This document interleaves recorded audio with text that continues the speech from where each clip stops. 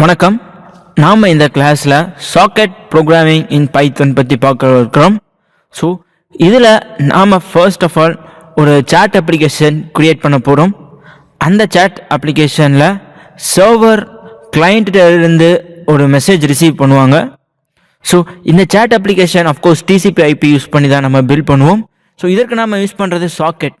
So அதற்கு முன்னாடி networking அப்படின்னா என்னென்னு தெரிஞ்சுக்கணும்.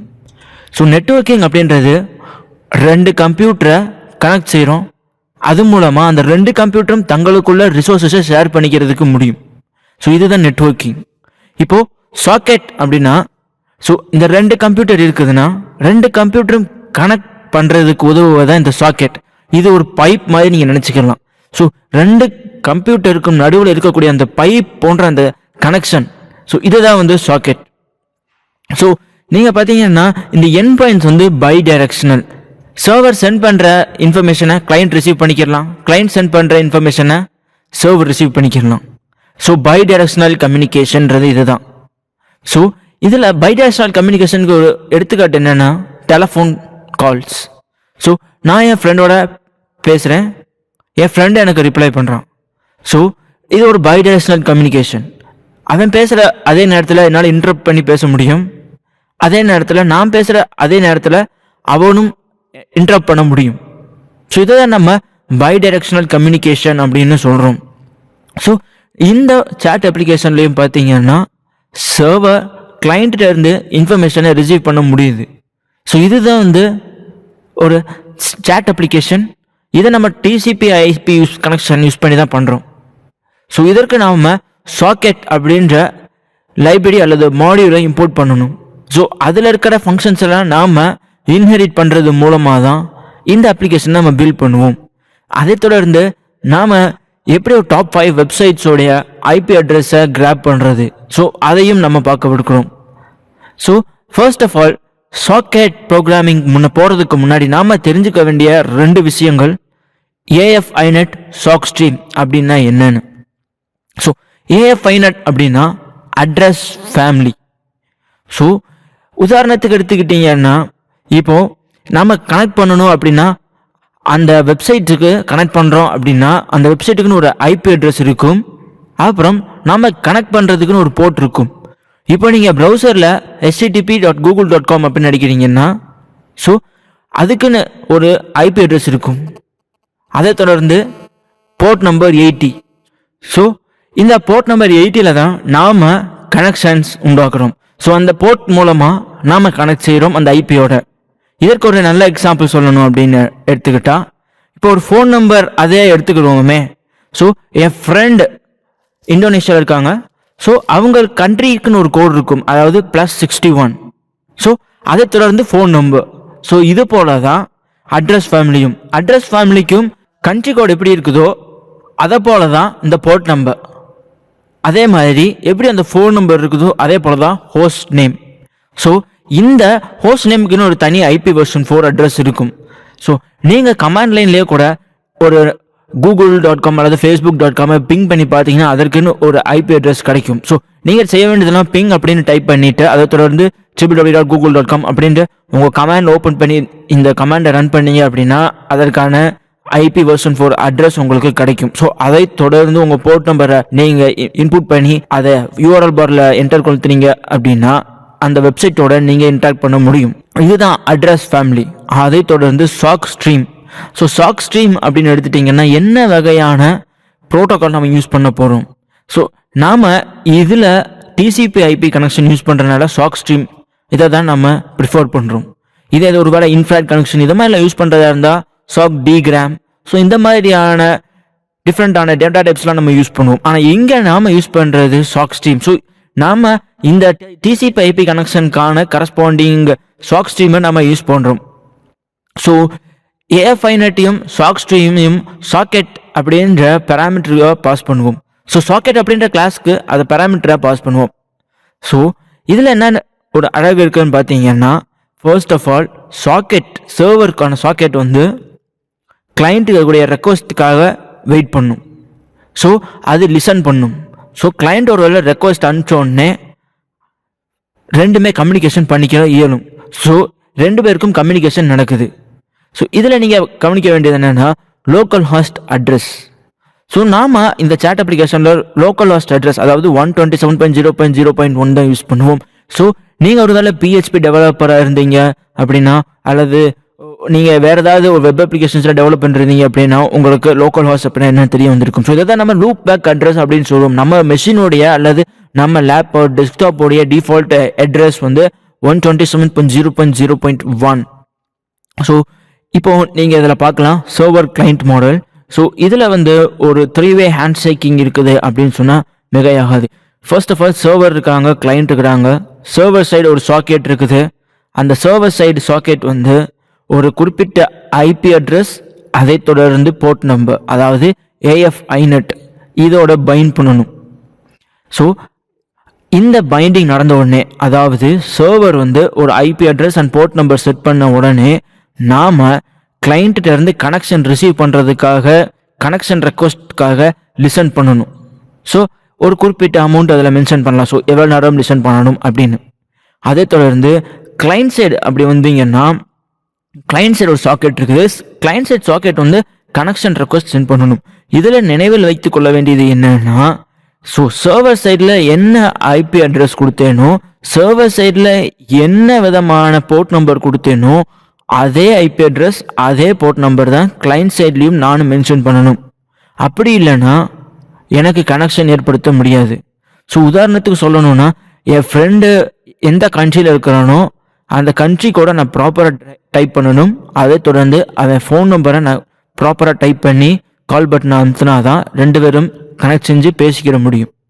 அதே போல தான் கிளைண்ட்டும் கரெக்டான போர்ட் நம்பர் டைப் பண்ணி, அது மட்டும் இல்லாமல் கரெக்டான IPv4 அட்ரஸ் டைப் பண்ணி ஸோ சென்ட் அமுத்தினா தான் அந்த கனெக்ஷன் ஏற்படுத்த முடியும். இல்லாட்டி கனெக்ஷன் ரெஃப்யூஸ்ட் அப்படின்னு வரும்.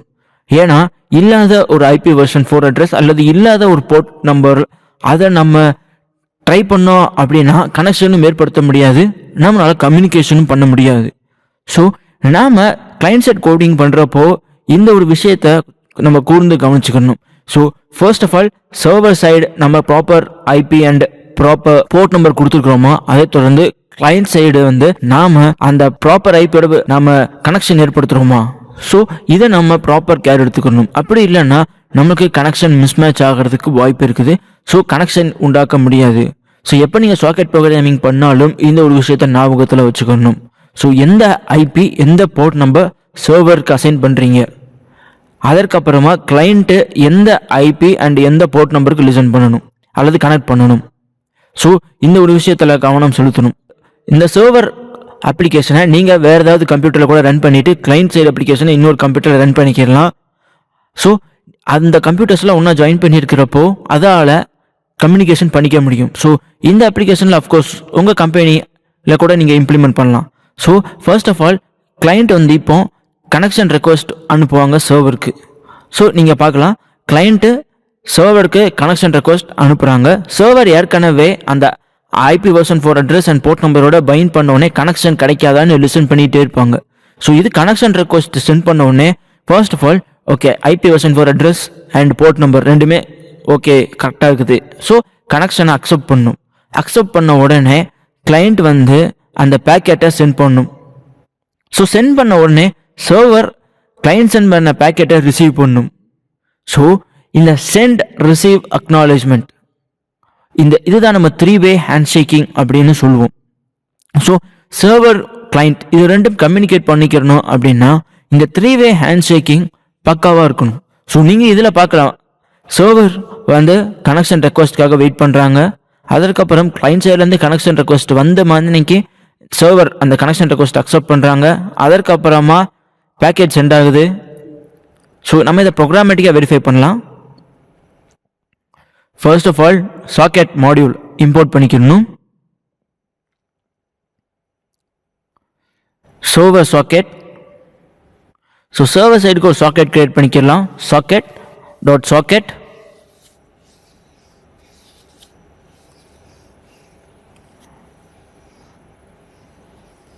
socket.AF/INET.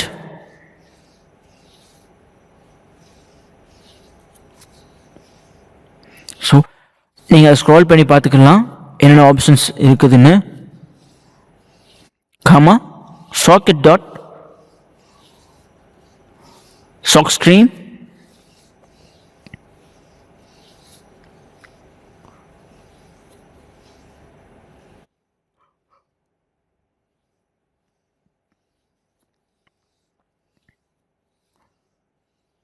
server socket dot bind. So இந்த server socket dot bind method ஒரே ஒரு பேராமீட்டர் தான் அக்செப்ட் பண்ணும். அதனால நான் அந்த லோக்கல் ஹாஸ்ட், அதாவது அந்த ஐபி வெர்ஷன் 4 அட்ரஸ் எதை மென்ஷன் பண்ணுது 127.0.0.1 மென்ஷன் பண்ணக்கூடிய அந்த லோக்கல் ஹாஸ்ட்டையும் அந்த போர்ட் நம்பரையும் நான் டூப்பிள்குள்ள என்கேப்சுலேட் பண்ணி அந்த இதுக்கு பேராமீட்டராக பாஸ் பண்ணுறேன். அதை தொடர்ந்து சர்வர் கனெக்ஷனுக்காக லிசன் பண்ணுது.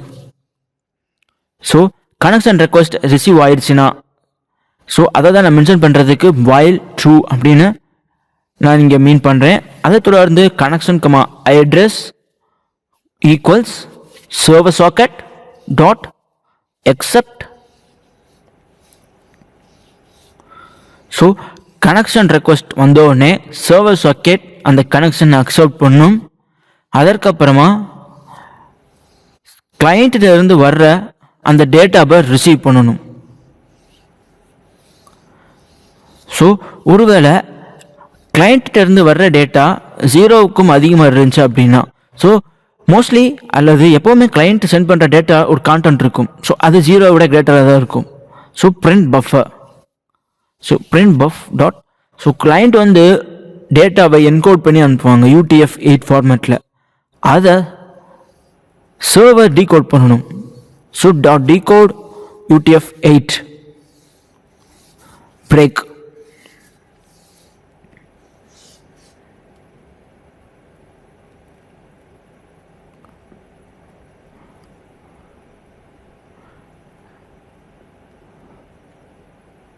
ஸோ அடுத்ததாக இதை சேவ் பண்ணிக்கலாம். server.py சர்வர் சைடு அப்ளிகேஷன் நாம் கிரியேட் பண்ணிட்டோம். அடுத்ததாக கிளைண்ட் சைடு அப்ளிகேஷன் கிரியேட் பண்ணணும். அதே போல் நாம் சாக்கெட் மாடியூலை இம்போர்ட் பண்ணிக்கலாம். Import socket client socket equals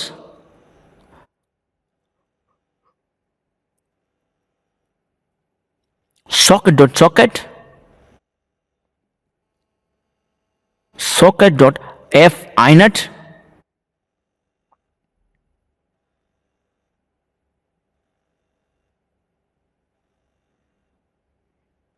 comma socket.sockstream.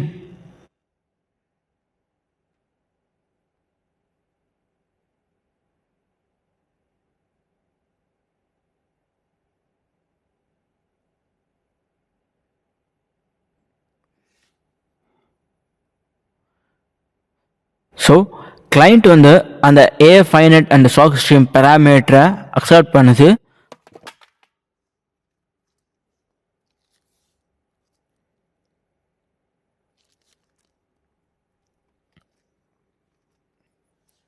இப்போ கிளைண்ட் சர்வரோட கனெக்ஷன் ரெக்வஸ்ட் சென்ட் பண்ணணும். So client socket dot connect.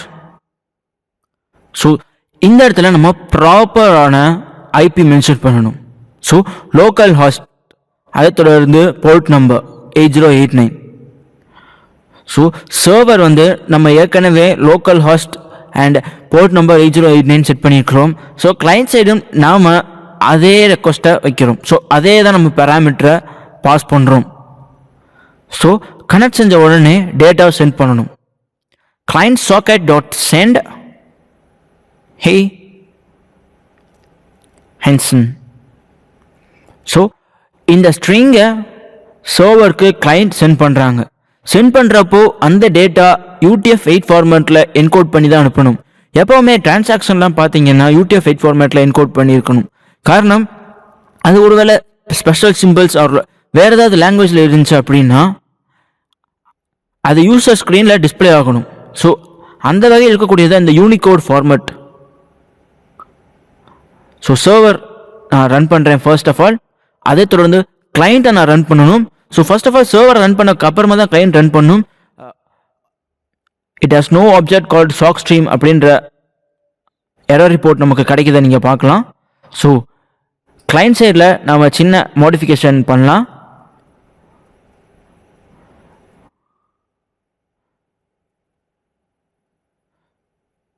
So இப்போ திருப்பியும் சர்வரை ரன் பண்ணலாம். ஃபர்ஸ்ட் ஆஃப் ஆல் நீங்கள் எப்போவுமே சர்வரை தான் ரன் பண்ணணும், அதை தொடர்ந்து தான் கிளைண்ட்டை ரன் பண்ணணும். இப்போ நான் கிளைண்ட்டை ரன் பண்ண உடனே எனக்கு ஒரு எரர் கிடைக்குது, client dot connect no connection could be made. So சில சமயங்களில் இந்த எரர்ஸ் வர்றதுக்கு வாய்ப்புகள் உண்டு. ஸோ நம்ம இப்படி எரர் வந்துச்சு அப்படின்னா ஃபர்ஸ்ட் ஆஃப் ஆல் நம்ம செக் பண்ண வேண்டியது, ஓகே அந்த போர்ட் நம்பர் கரெக்டாக செட் பண்ணியிருக்கோமா, அதை தொடர்ந்து அந்த ஐபி கரெக்டாக செட் பண்ணியிருக்கோமான்னு. நான் திருப்பி இதை ரன் பண்ண ட்ரை பண்ணுறேன். ஸோ திருப்பியும் எனக்கு அதே எரர் தான் வரும். பார்த்தீங்கன்னா no connection could be made because target machine actively refused it. So நம்ம கோடில் எந்த எரரும் இல்லை, target machine has been actively resumed or refused அப்படின்றப்போ சர்வரில் தான் அந்த எரர் காமிக்குது. ஸோ இதில் நம்ம போர்ட் நம்பர் கரெக்டாக தான் செக் பண்ணிடுவோம். So local ஹாஸ்ட் 8089. ஸோ ரெண்டுமே கரெக்டாக தான் இருக்குது. அதை தொடர்ந்து இப்போ அதை திருப்பி ரன் பண்ணலாம்.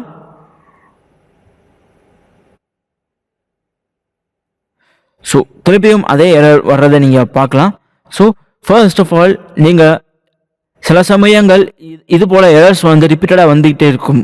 காரணம் port number or IP address mismatch ஆகிறதுனால வரலாம், அல்லது வேறு சில ரீசன்ஸ்னாலையும் வரலாம். ஸோ நான் திருப்பியும் அதை ட்ரை பண்ணுறேன். சர்வரை ரன் பண்ணியாச்சு, இப்போ கிளைண்ட்டை ரன் பண்ணுறேன். ஸோ இப்போ எனக்கு எந்த எரரும் வரல, எனக்கு டேட்டாவும் ரிசீவ் ஆயிடுச்சு, ஹே ஹேண்ட்ஸம் அப்படின்னு. ஸோ கிளைண்ட் வந்து டேட்டாவை UTF-8 ஃபார்மேட்டில் என்கோட் பண்ணியிருக்காங்க. அதை சர்வருக்கு சென்ட் பண்ணுறப்போ சர்வர் டீகோட் பண்ணுறாங்க. அஃப்கோர்ஸ் சர்வர் சைடில் a new message has been received அப்படின்ற ஒரு நோட்டிஃபிகேஷன் கூட ப்ரொவைட் பண்ணலாம்.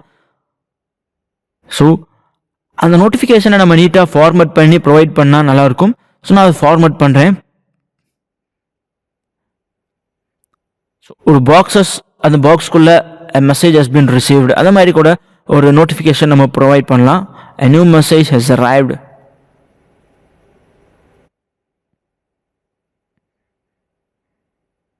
Print.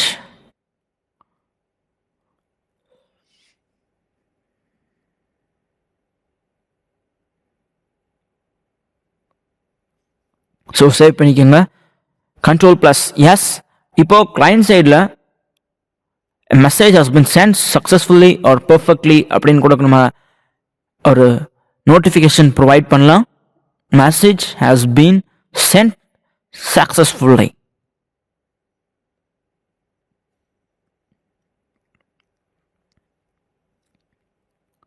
ஸோ ஒரு சின்ன பாக்ஸ் ஃபார்ம் பண்ணிக்கலாம். பிரிண்ட்.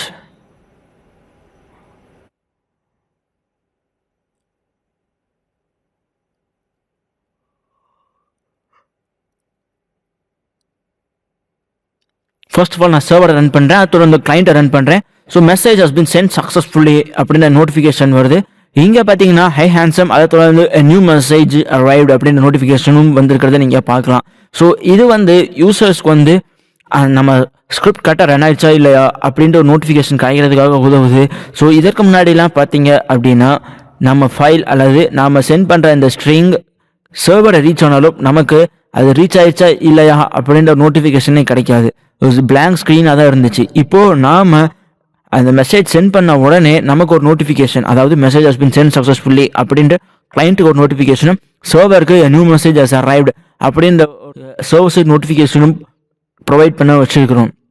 ஸோ இதில் பார்த்தீங்கன்னா நம்ம கண்டிப்பாக நம்ம சென்ட் பண்ணுற டேட்டாவை UTF-8 ஃபார்மேட்டில் என்கோட் பண்ணணும். அதே போல் சர்வர் ரிசீவ் பண்ணுறப்போ அதை UTF-8 ஃபார்மேட்டில் இருக்கக்கூடிய அந்த டேட்டாவை டீகோட் பண்ணணும்.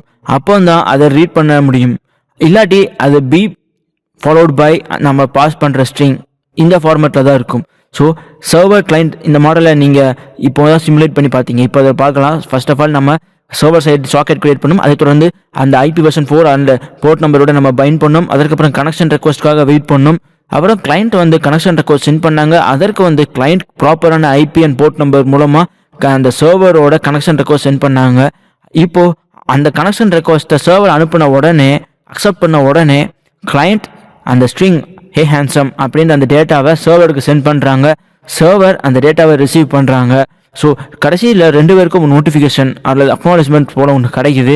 Message has been send, message has been received. So 2ம் கிடைக்குது.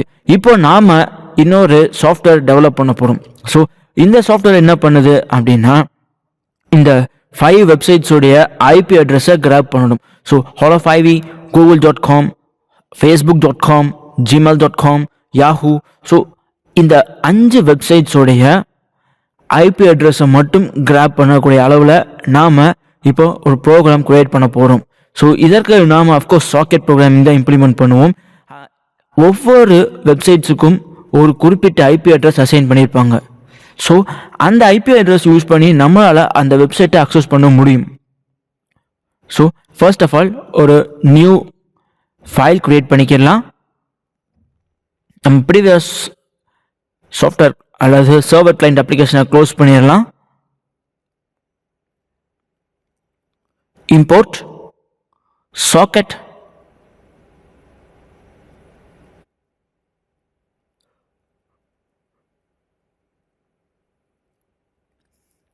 Sis. So socket module, sys மாடியூல்லாம் பற்றி நம்ம ஏற்கனவே டீட்டெயிலாக பார்த்துருக்குறோம். ஸோ நம்ம இதை அப்ளை பண்ணி இந்த அப்ளிகேஷன் டெவலப் பண்ண போகிறோம்.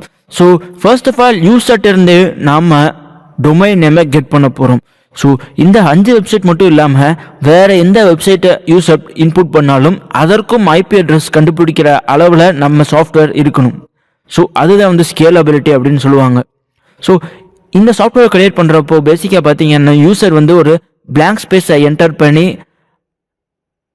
அப்போது அந்த நம்ம சாஃப்ட்வேர் எப்படி ரியாக்ட் பண்ணணும். So user blank space enter பண்ணிட்டாங்க அப்படின்னா நம்ம software please specify the domain name அப்படின்னு ஒரு நோட்டிஃபிகேஷன் ப்ரொவைட் பண்ணலாம். அதே தொடர்ந்து எக்ஸிட் ஆகுது. ஸோ அதை மென்ஷன் பண்ணுறதுக்கு தான் if IP is equal to a blank space. அதுக்கப்புறமா ஒரு நோட்டிஃபிகேஷன் பிரிண்ட் பண்ணும்.